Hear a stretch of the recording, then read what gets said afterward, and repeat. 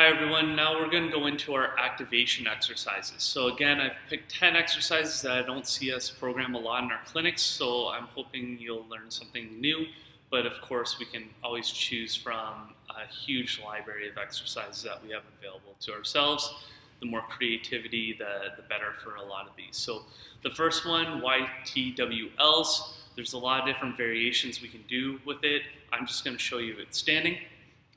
So for the Y, your hands are going to be up like this, or you're making a Y shape, and then you're pulling back.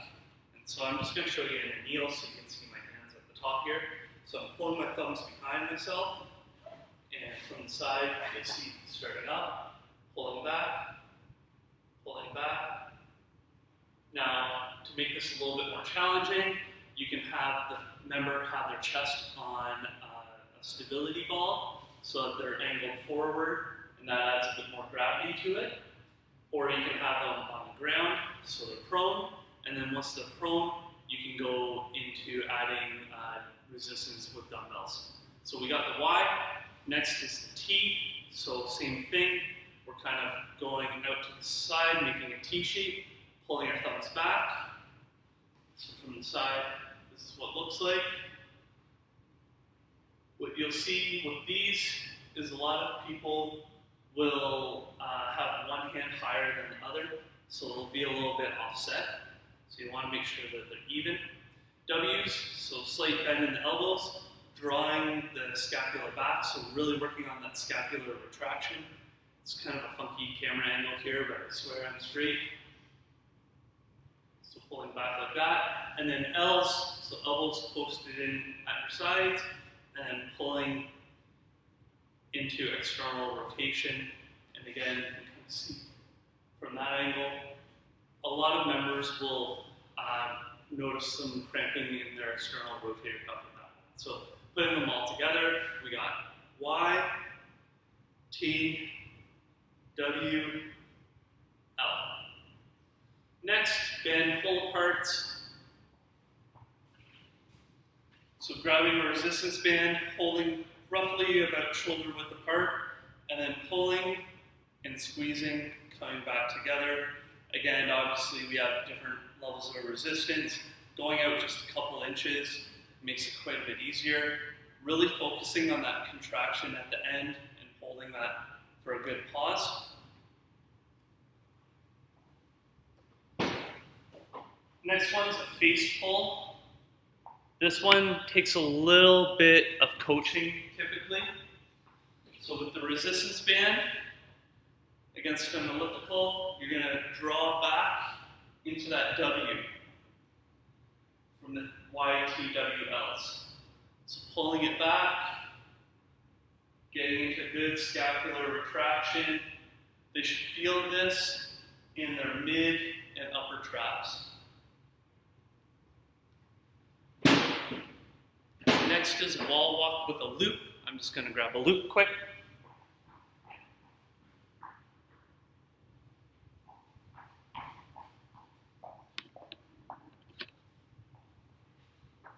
So putting the loop just below the wrist, adding a little bit of resistance there, so you're just pushing out like that, and then walking your hands up as high as you can, back down. So while I'm pushing up, I'm also pushing out, so I'm really engaging the external rotator cuff muscles with that as well. Next one's a resistance band cross-body pull,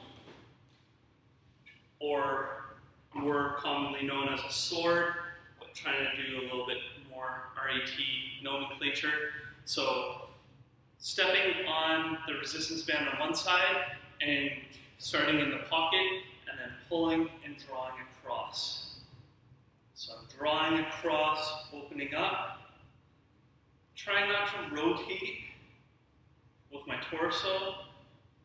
It's all in the arm. Next is resistance band serving tray. So again, using an elliptical or some sort of anchor point.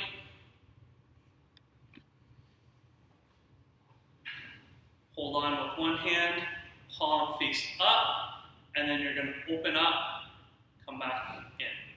Open up, come back in. I'll try and move more to the center so you can see that. Try not to have any daylight between your upper arm and your torso.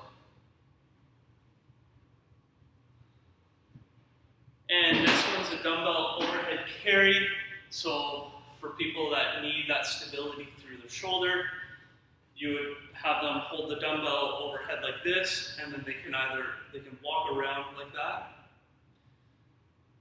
A little bit more complicated, they can hold the end of the dumbbell and walk around like that as well. Obviously make sure that it's safe so that the dumbbell's not going to fall on their head. There's other ways you can do it as well. So you can do a waiter's carry where you're holding either the dumbbell right in front like that in an isometric bicep curl, or again on its head, and you're walking around with that, and that can just help with stability through the shoulder joint. Next one's a 45-degree dumbbell raise.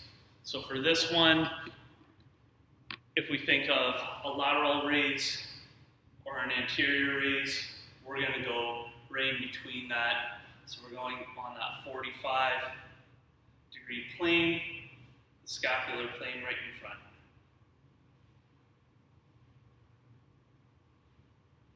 And two more. Shoulder packing.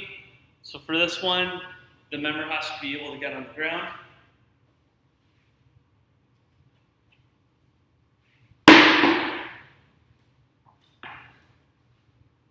So holding the dumbbell, drive their shoulder into the ground, and then they're going to rotate. So internal and externally rotate their arm while driving their shoulder into the ground.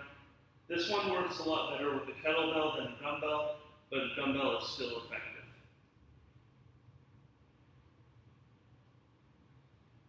And the last one is a scapular push-up. So hopefully people have seen these before. Typically, we're probably going to have our members in a modified push-up position, and then we're just working on retraction then protraction. Okay, so really overemphasizing it. And you can add in a little bit of the elbow bend as the person gets used to it.